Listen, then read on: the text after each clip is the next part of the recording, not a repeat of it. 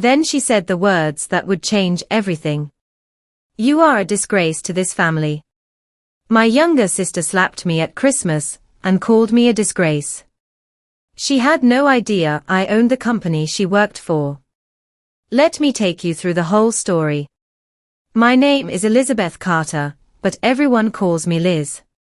If someone had told me 10 years ago that my own younger sister would slap me in front of our entire family on Christmas Eve and call me a disgrace, I would have laughed. Emma wasn't always like that.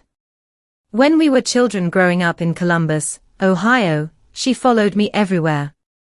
I braided her hair before school, helped her with homework, and scared away the neighborhood bullies. After our father died, I practically became her second mother while Mom worked double shifts as a nurse. Back then, Emma used to tell everyone, "When I grow up, I want to be just like my big sister." Life has a strange way of changing people. After high school, I earned a scholarship to study engineering at Ohio State University.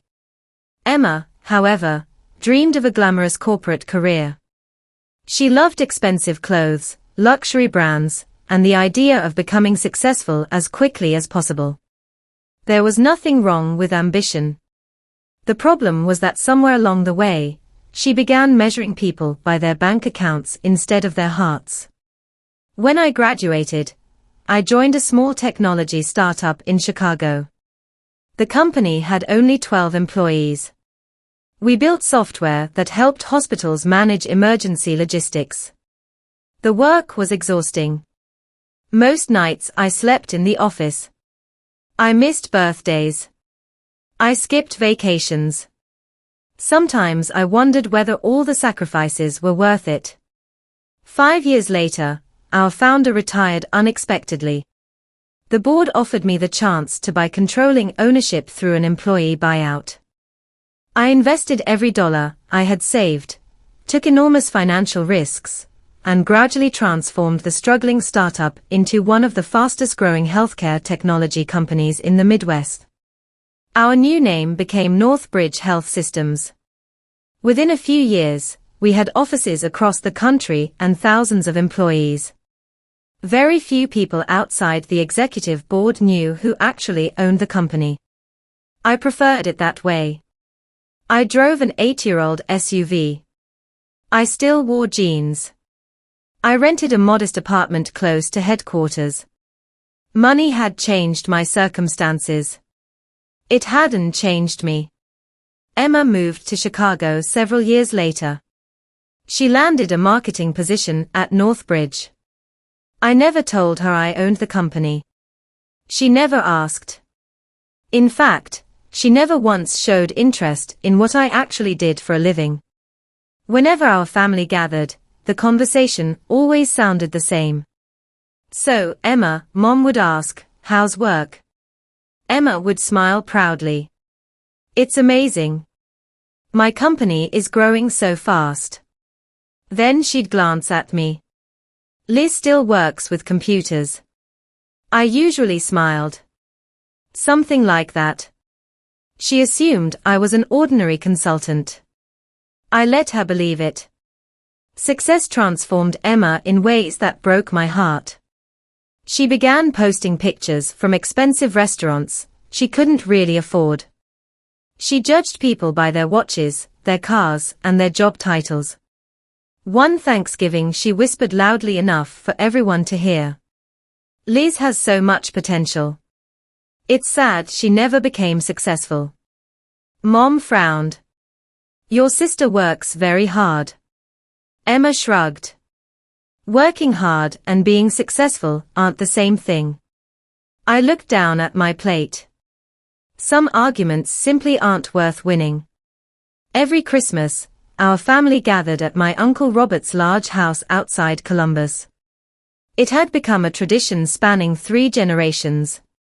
This year was no different. The house smelled of cinnamon, roasted turkey, and fresh pine. Children ran through the hallways laughing. Christmas music played softly in the background.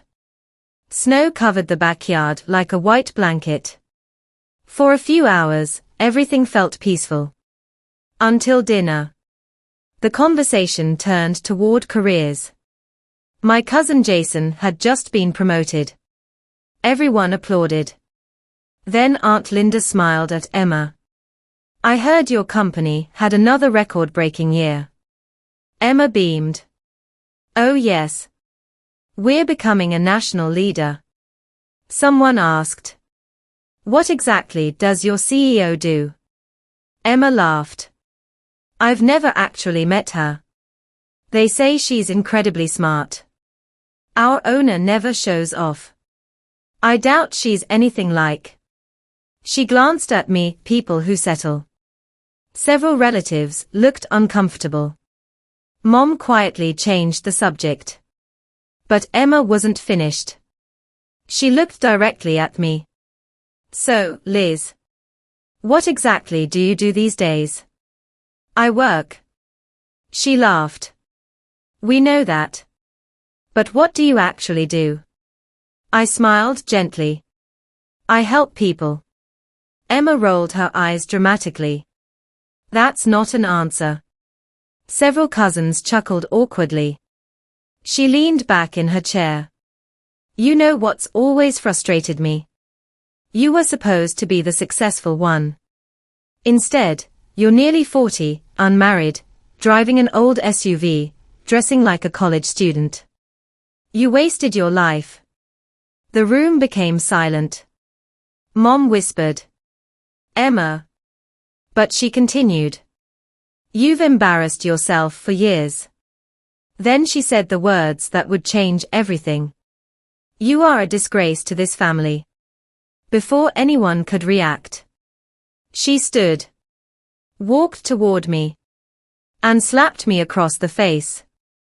The sound echoed through the dining room. No one moved. No one spoke. Even the children stopped laughing. My cheek burned.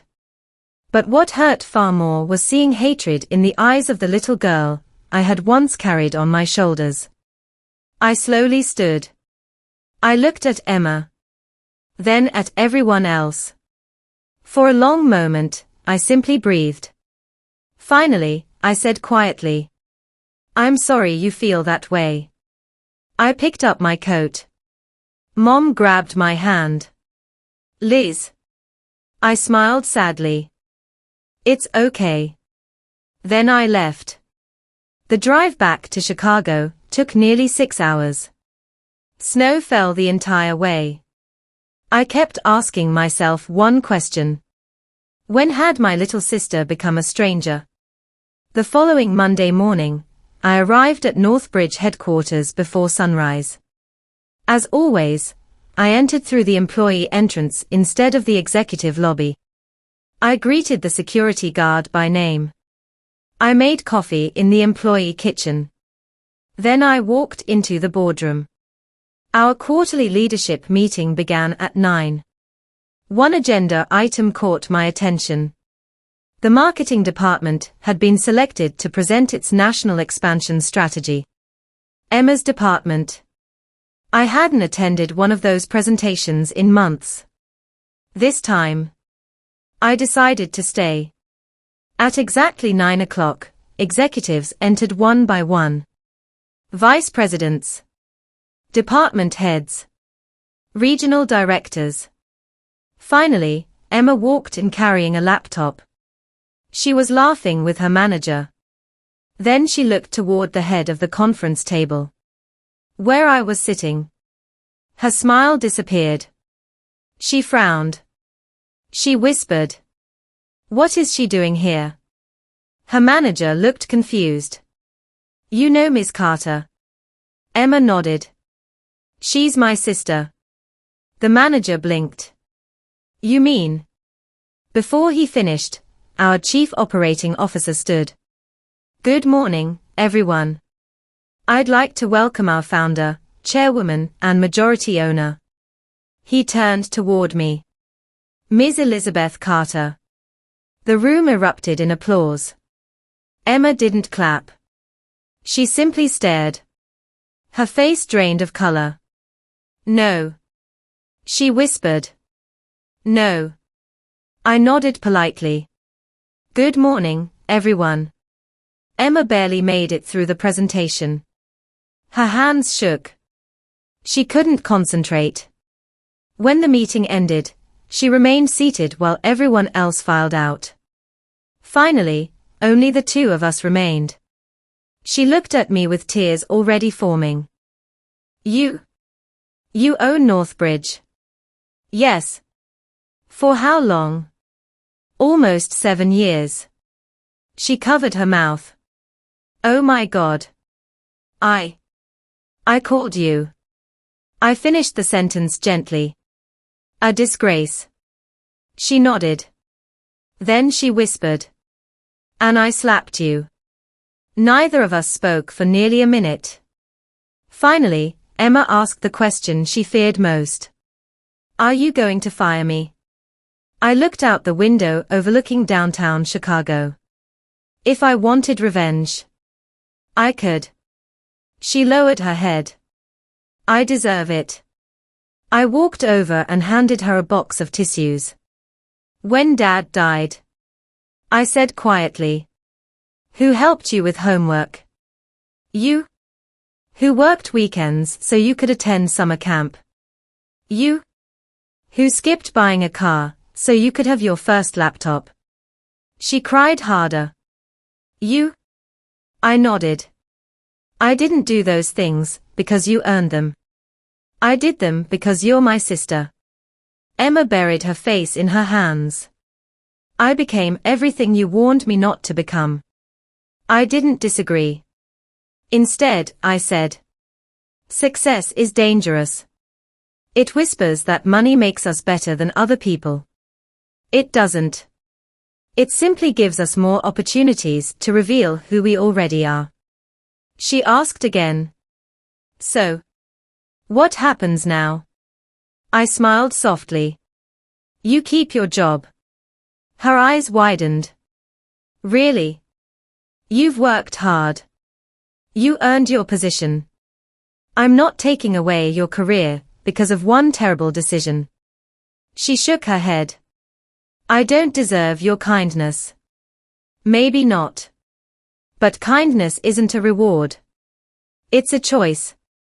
Over the next several months, Emma changed. Not overnight. Real change never happens that way.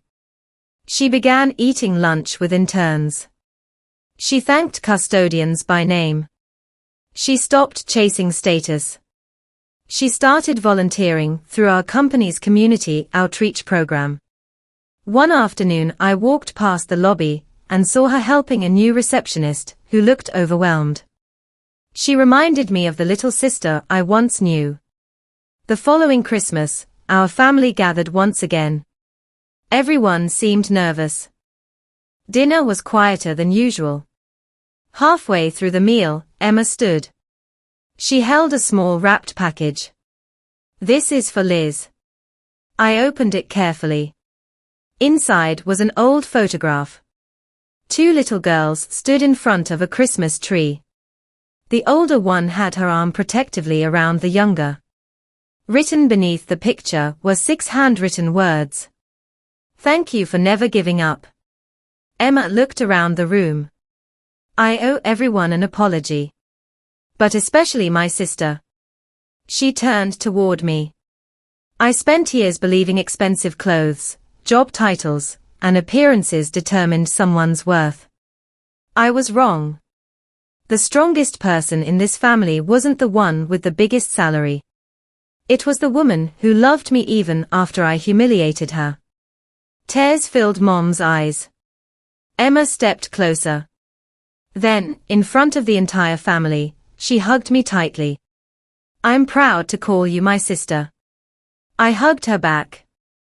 I've always been proud to call you mine. The room filled with relieved smiles. Outside, snowflakes drifted gently beneath the glow of Christmas lights. Inside, something far more valuable than success had been restored. Not a reputation. Not a fortune. A family. Looking back, people often ask whether revealing that I owned the company was the sweetest part of the story. It wasn't. Watching my sister realize that character matters more than status, that was the real victory. Businesses can be built. Fortunes can be made. Titles eventually disappear. But the way we treat the people who loved us before we became successful, that is the legacy we leave behind. And every Christmas since then, whenever Emma and I decorate Mom's tree together, she always hangs one ornament first. It's a simple silver heart. She says it reminds her of the lesson she almost learned too late. Never mistake quiet humility for failure. Sometimes, the person who says the least is carrying the greatest success of all.